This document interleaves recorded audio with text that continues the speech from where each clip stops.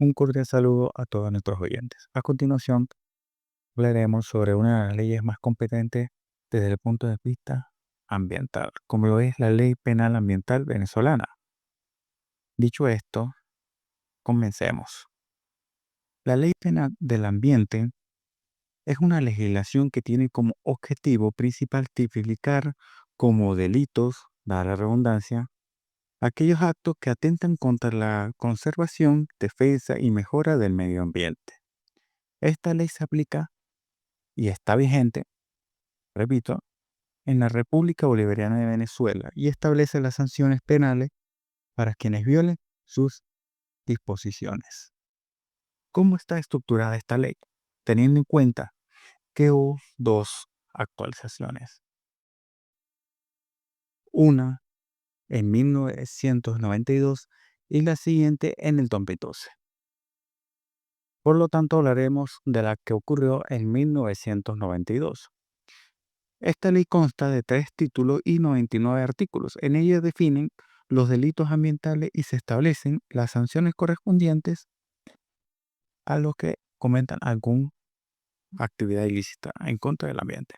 Además, incluye medidas precautorias de restitución y reparación que pueden ser aplicadas en casos de daño ambiental.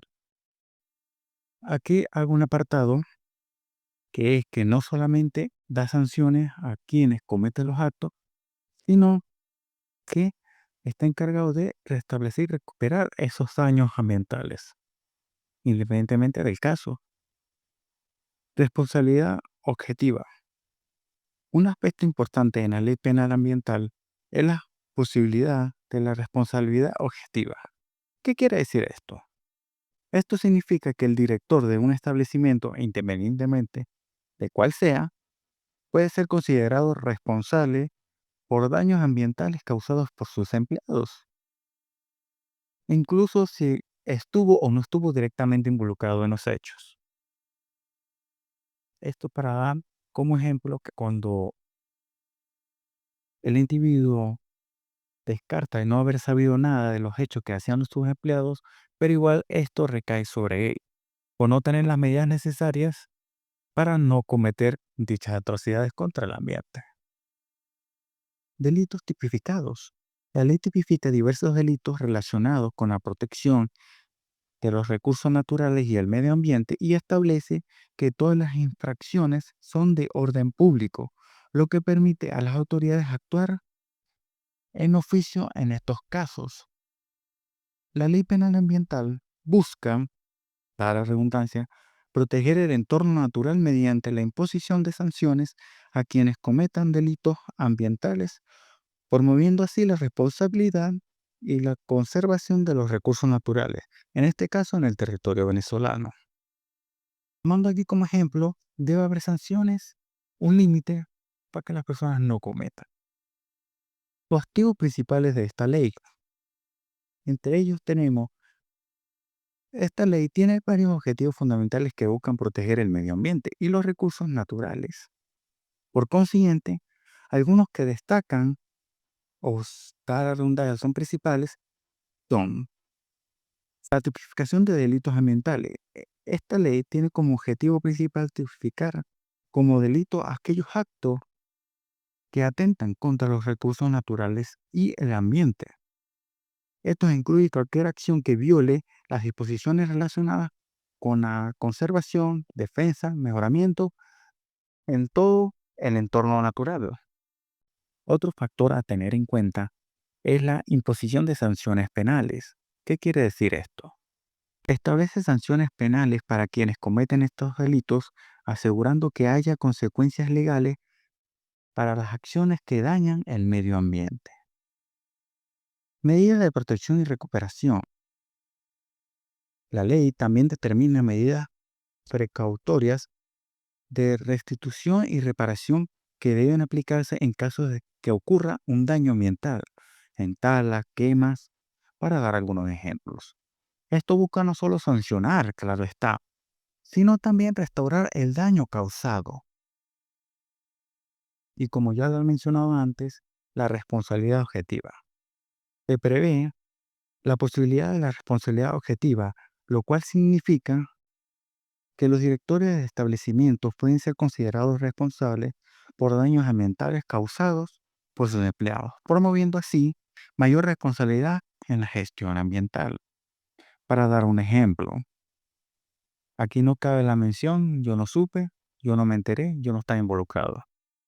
Si eres el activista, dueño de la empresa, tienes responsabilidad de lo que hagan tus empleados, ya que debes optar por medidas relevantes para evitar estos sucesos. Como antes mencionado, podemos decir que la ley penal ambiental busca proteger el medio ambiente mediante la tipificación de delitos, la imposición de sanciones y protección de los recursos naturales. Ahora bien, hablemos un poco sobre la historia de esta ley.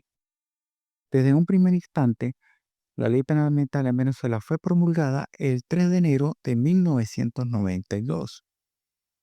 Su creación fue un paso significativo en la legislación ambiental del país, ya que busca proteger los recursos naturales y el medio ambiente mediante la tipificación de delitos e imposición de sanciones para quienes lo violen. Contexto y motivación del por qué y cómo sucedió esta ley, por qué fue. Y se debe a la necesidad que surgió ante la creciente preocupación por el deterioro ambiental y la explotación de los recursos naturales en Venezuela. La legislación se diseñó para abordar específicamente los actos que atentan contra el medio ambiente, estableciendo un marco legal que permite a las autoridades actuar contra los delitos de esta magnitud. ¿Qué quiere decir esto? Que las autoridades junto con esta ley pueden hacer valer que el medio ambiente sufre daño y por ende sufre el territorio en sí y cabe ley ante estos hechos. Por consiguiente, la creación de esta ley penal ambiental en el 92 marcó un hito de protección del medio ambiente en Venezuela, estableciendo un marco legal que permite la sanción de delitos ambientales, promueve la conservación de los recursos y sobre todo vías naturales óptimas para el ser humano.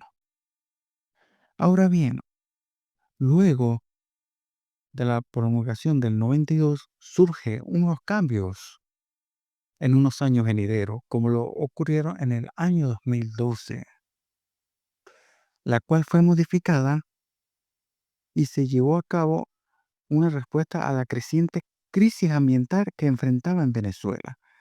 Esta revisión buscó fortalecer el marco legal existente para abordar de manera más efectiva las conductas que afectan la viabilidad de la naturaleza y sus elementos.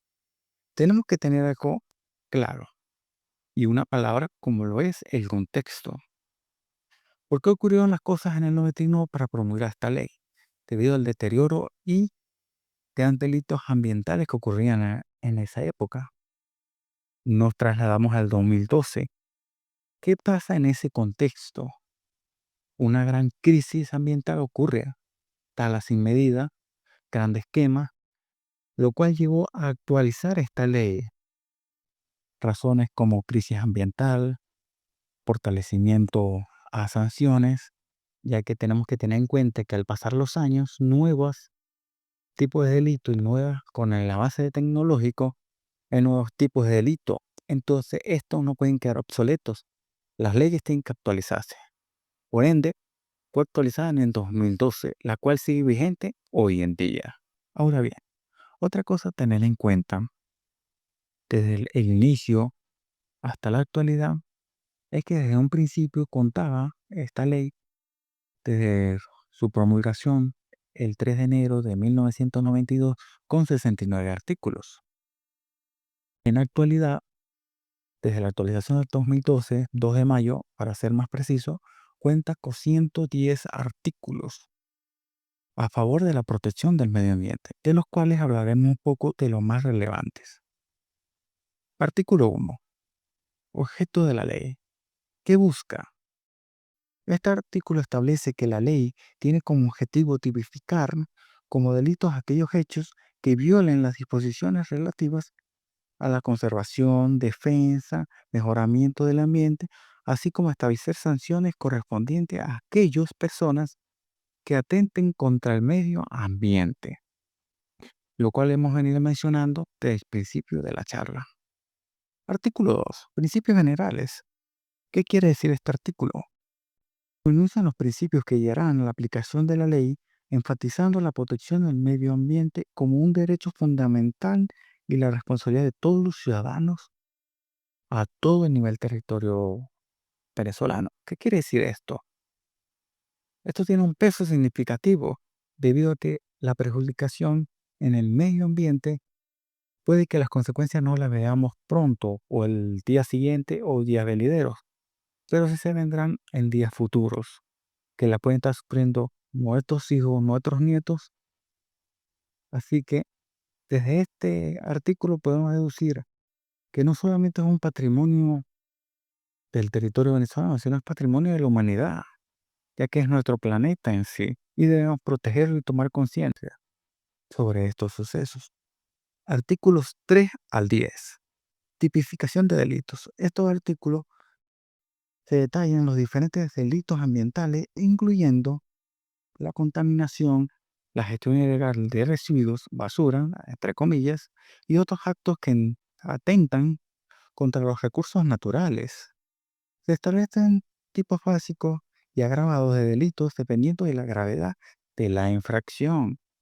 No es lo mismo, ni se tipifica, ni se sanciona de igual manera que tú tires basura a un río o incendies y tales 10.000 hectáreas. Correspondientemente se sancionará adecuadamente dependiendo del delito. Artículo 11. Sanciones.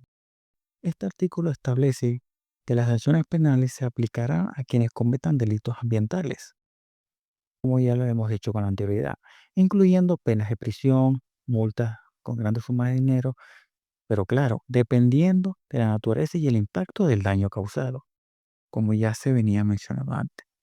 Ahora bien, artículo 16. Responsabilidad de personas jurídicas. Todas las personas en el territorio son jurídicamente hablando responsables de sus actos. Por ende, se establece que las personas pueden ser responsables por los daños ambientales causados por sus empleados, lo que refuerza la importancia de la gestión ambiental en las empresas. Sé que a lo largo de la charla hemos repetido mucho esto, pero tenemos que tener conciencia y no, hablándolo parroquialmente, haciéndonos locos, ya que tenemos peso legal independientemente si somos directamente culpables de la acción o no, ya que al ser dueños de la empresa tenemos responsabilidad.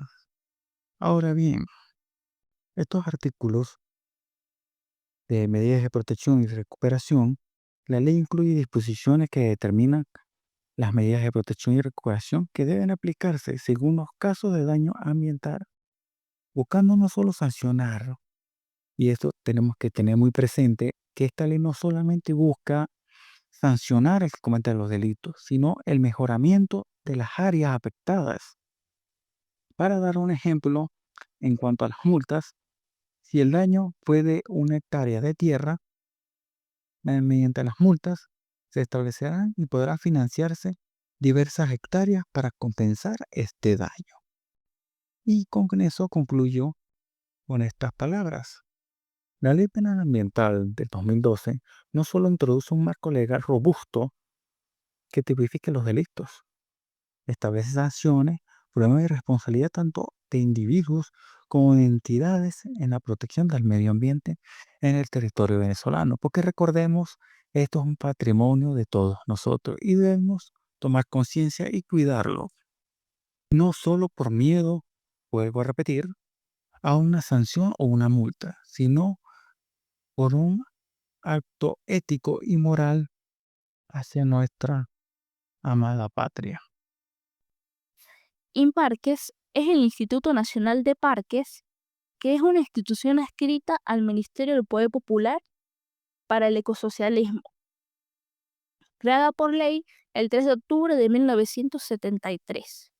Tiene como misión ser el ente rector de las políticas públicas orientadas a la protección y manejo del sistema de parques de Venezuela, por lo que está integrado por 43 parques nacionales, 36 monumentos naturales y 65 parques de recreación, los cuales se han dispuesto para el desarrollo de los programas y misiones inscritos en las políticas del vivir bien, en pro de alcanzar un papel relevante en la construcción del ecosocialismo y la generación de nuevas formas de la relación entre el hombre y la naturaleza.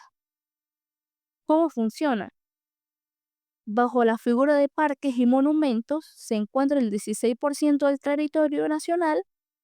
En estos espacios existe una de las mayores reservas de biodiversidad en el mundo, ya que el 90% de las cuencas que suministran el agua potable del país y se realiza el 80% de la actividad turística en Venezuela. La gestión de parques avanza hacia una acertada asociación entre el uso y la conservación que permite promover la protección de los espacios naturales de la mano con el desarrollo sustentable de las comunidades, a fin de erradicar las actividades de orden sociocultural, socioproductivas asociadas al modelo económico capitalista depredador para así vincularlo a la mercantilización de la naturaleza, de los servicios ambientales y de los ecosistemas. Por lo tanto, Imparques prioriza el trabajo con las comunidades que viven dentro y en las adyacencias de los parques y monumentos, pues con ellas se debe garantizar el desarrollo de los planes de uso, su manejo y conservación de estos patrimonios naturales para las generaciones presentes y futuras.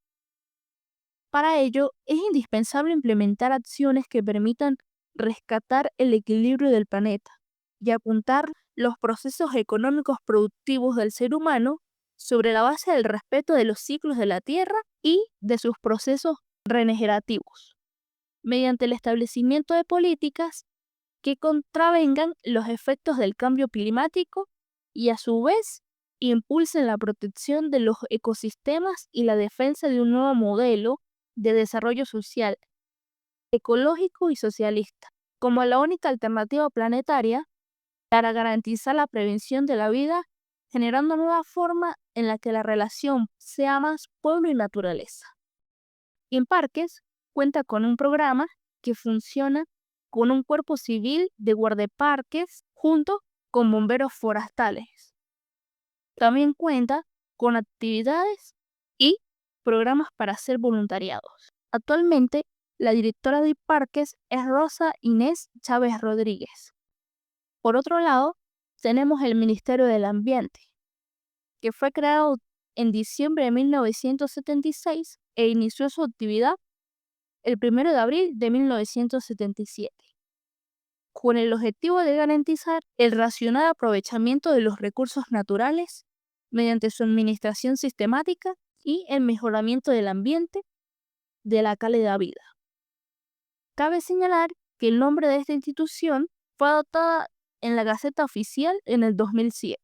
No obstante, la institución fue suprimida en el año 2014, siendo sus funciones actualmente desempeñadas por el Ministerio del Poder Popular para el Ecosocialismo. Actualmente es conocido como el MINEC. En general, es el organismo gubernamental responsable de la protección, conservación y gestión del medio ambiente y los recursos naturales del país. Su función principal es elaborar, ejecutar y fiscalizar las políticas ambientales, promoviendo el uso sustentable de los recursos de la preservación y de la biodiversidad. ¿Cuáles son sus funciones generales? La elaboración de políticas ambientales, donde se definen las normas y las regulaciones que rigen la protección del medio ambiente junto a la gestión de los recursos naturales. Ejecución de programas y proyectos.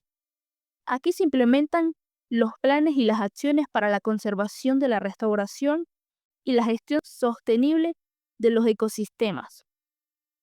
También está la supervisión y el control, que realiza inspecciones y monitoreo para asegurar el cumplimiento de las leyes ambientales y la prevención de la contaminación. La educación y la sensibilización. Es donde se promueve la educación ambiental para fomentar una cultura de respeto por la naturaleza. También está la coordinación interinstitucional, que trabaja en colaboración con otros ministerios, organismos y la asociación civil para para la gestión ambiental. Otras de sus funciones son la planificación y ordenación del territorio. Es donde dicta directrices, lineamientos para la planificación ambiental, la gestión del territorio y la protección de las áreas estratégicas. Gestión de ruidos. Propone y desarrolla y supervisa las políticas para la gestión integral de residuos y desechos, incluyendo los domésticos, industriales, los agropecuarios, hospitalarios y peligrosos. La conservación y preservación de los ecosistemas. Es donde se fomenta la conservación de la flora y la fauna, la protección del ecosistema y la investigación y la evaluación de los riesgos ambientales. Educación y participación popular. Establece alianzas para fortalecer la educación ambiental, la participación popular y la divulgación en la materia ambiental. Y por último, el cumplimiento de acuerdos internacionales. Supervisa y evalúa el cumplimiento de los acuerdos internacionales sobre el medio ambiente suscritos por Venezuela.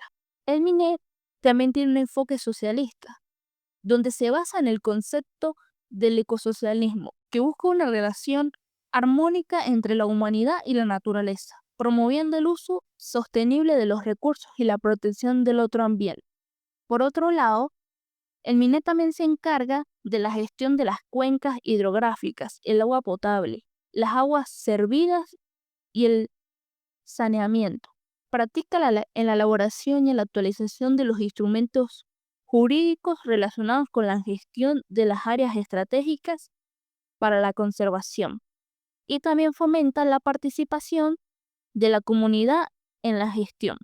Podemos decir que INPARQUES, el Ministerio Ambiental y el Ministerio para el Ecosocialismo trabajan en conjunto para la aplicación de la ley penal del ambiente. INPARQUES trabaja como un órgano de la Policía Judicial Ambiental, que tiene la obligación legal de garantizar la represión de los delitos ambientales. Y el MINEC tiene como competencia la conservación y protección del ambiente, entre otras funciones, y trabajan de forma coordinada para garantizar el cumplimiento de la ley penal del ambiente y la protección del medio ambiente en Venezuela. El abolicionismo fue el movimiento más proveniente en los siglos XVII y XIX, especialmente en Europa y en América, que defendía el fin del comercio y la explotación de personas esclavizadas. En esencia, es una postura que defiende la supresión de leyes, normas o costumbres que se consideran dañinas. Ahora vamos con su elaboración, que quiere decir que está la elaboración penal, que está en el ámbito de la justicia penal. El abolicionismo puede referirse a la defensa de la reducción o eliminación del sistema penal, buscando alternativas a la prisión y el cancelamiento. También está la abolición de la prostitución, que dice que algunas corrientes feministas abogan por eliminar la prostitución, considerándola una forma de explotación. Y también está la abolición de la pena de muerte, que promueve su erradicación por considerarla inhumana o inservible. Ahora vamos con los logros clave, que incluye que en 1807 en el Reino Unido prohíbe el comercio de los esclavos. En 1833 abolición de la esclavitud en el Imperio Británico. 1863 emancipación de los esclavos en Estados Unidos, que es donde proclamación de emancipación de Lincoln. 1888 Brasil fue el último país de América en abolir la esclavitud. Y por último están las figuras destacadas, las cuales son William Wilford, que fue el presidente del Reino Unido, que también fue líder contra la esclavitud. Frederick Douglass, que en Estados Unidos, que fue ex esclavo y activista abolicionista, y Harriet Tubman, también en Estados Unidos, quien fue el que luchó en el ferrocarril subterráneo para liberar los esclavos. En este caso, se puede decir que el abolicionismo en sí, ¿verdad? Va en contra de la esclavitud. Y que estos personajes, que fueron los personajes principales quienes lograron vencer la esclavitud y llegar hacia la libertad que tenemos hoy en día. Mi nombre es Crismar Camacho y yo les vengo a exponer sobre el minimalismo en el derecho penal. ¿Qué se entiende por minimalismo penal? Es un enfoque teórico y práctico dentro del derecho penal que aboga por limitar la intervención del sistema penal en la vida de las personas. Se basa en la idea de que el derecho penal debe ser una herramienta de última instancia, utilizada solo cuando otras formas de regulación social y legal han fracasado. Este enfoque surge como una respuesta a la tendencia de sobrecriminalización, donde se penalizan conductas que podrían ser abordadas mediante mecanismos menos coercitivos. El minimalismo penal se centra en la necesidad de proteger los derechos individuales y evitar la aplicación excesiva de sanciones penales, promoviendo un sistema más justo y equitativo. ¿Cuál es el objetivo principal del minimalismo en el derecho penal? El objetivo principal del minimalismo en el derecho penal es proteger los derechos fundamentales de los individuos, mientras se mantiene el orden social. Este enfoque busca equilibrar la necesidad de sancionar conductas delictivas con la protección de los derechos humanos y las libertades individuales. Entre los objetivos específicos se encuentran reducir la criminalización, promover alternativas, aumentar la proporcionalidad, que quiere decir que se deben asegurar que las penas impuestas sean proporcionales a la gravedad del delito, y fomentar la reintegración social. ¿Cómo se relaciona el minimalismo penal con la protección de los derechos individuales?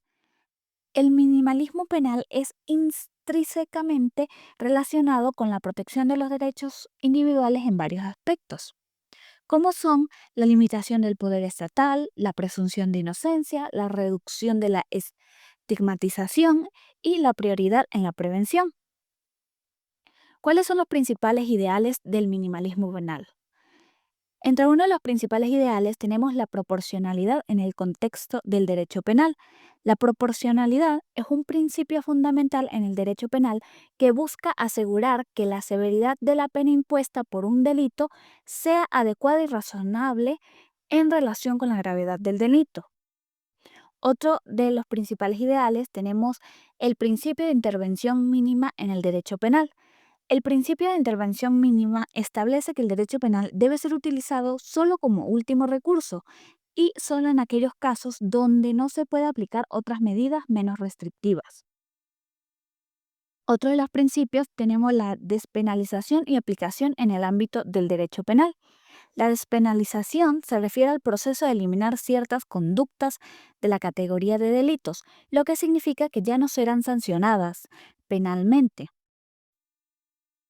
¿Cuáles son los autores que son más relevantes dentro del minimalismo penal? Entre ellos tenemos a Ewald, que se postula y su postura sobre el derecho penal. Ewald es un filósofo y sociólogo francés conocido por su trabajo en la teoría del derecho, la política y la ética. Su enfoque se centra en la relación entre el derecho y el poder, así como en la evolución de la sociedad moderna. La postura de Walt sobre el derecho penal se caracteriza por una crítica a la forma en la que el Estado ejerce su poder a través del derecho, enfatizando la necesidad de un enfoque preventivo y la consideración de las dinámicas sociales en la regulación penal. La visión de Luhmann sobre el derecho penal. Luhmann fue un sociólogo alemán conocido por su teoría de sistemas, que ha influido en diversas disciplinas, incluyendo el derecho. Su enfoque se centra en cómo los sistemas sociales, incluido el sistema jurídico, operan de manera autónoma y se comunican entre sí. La visión de Luhmann sobre el derecho penal se centra en su autonomía, su función y en la regulación social y la necesidad de adaptarse a su entorno social complejo y cambiante. Las críticas de Zaffaroni a la sobrecriminalización. Eugenio Zaffaroni es un jurista y criminólogo argentino de renombre internacional, conocido por sus críticas al sistema penal y sus reflexiones sobre la justicia. Su trabajo se ha centrado en la problemática de la sobrecriminalización y sus implicaciones. Las críticas de Zaffaroni a la sobrecriminalización se centran en un impacto negativo en la eficacia del sistema penal, las consecuencias sociales de la expansión del derecho penal y la necesidad de un enfoque más racional y limitado en la aplicación de la ley. ¿Cuáles son las principales críticas del minimalismo penal? El enfoque minimalista en el derecho penal busca limitar la intervención del sistema penal y promover un uso más restringido de la legislación penal. Sin embargo, ha recibido varias críticas. Los críticos argumentan que el minimalismo puede resultar inadecuado para abordar conductas delictivas graves. Se sostiene que un enfoque minimalista puede disminuir el efecto disuasorio de las penas. Al no castigar ciertas conductas con suficiente severidad, se corre el riesgo de que los potenciales delincuentes no perciban consecuencias significativas por sus acciones. La implementación del minimalismo penal puede llevar a una aplicación desigual de la ley, mientras que algunos delitos pueden ser despenalizados o tratados de manera severa, otros pueden ser perseguidos con más rigor, lo que genera disparidades en el tratamiento de distintos grupos sociales. La percepción de que el sistema penal es insuficiente puede generar desconfianza entre la población. Si las víctimas sienten que sus quejas no son adecuadamente atendidas, esto puede erosionar la confianza en las instituciones y en la justicia en general. ¿Cuál es el impacto del minimalismo penal en grupos vulnerables? El minimalismo penal puede tener efectos desproporcionados en grupos vulnerables, como son la marginalización, que es la despenalización de ciertas conductas que puede llevar a la marginalización de grupos que ya enfrentan discriminación. Los grupos vulnerables a menudo tienen menos acceso a recursos legales y apoyo en el sistema judicial. La sensación de inseguridad y la falta de protección adecuada pueden tener un impacto negativo en la salud mental de las personas en grupos vulnerables. El minimalismo penal puede reforzar estigmas existentes al no abordar adecuadamente las conductas delictivas que afectan a grupos vulnerables. La falta de respuesta penal puede hacer que la sociedad perciba estas conductas como un problema individual en lugar de un síntoma de desigualdad social. Aunque el minimalismo penal busca una intervención más limitada y racional del derecho penal, sus críticas resaltan preocupaciones sobre la eficacia, la justicia y la equidad en la aplicación de la ley. Esta exposición fue hecha por Crismar Camacho, Douglas Páez, Vanessa Vivas y Paola Chacón.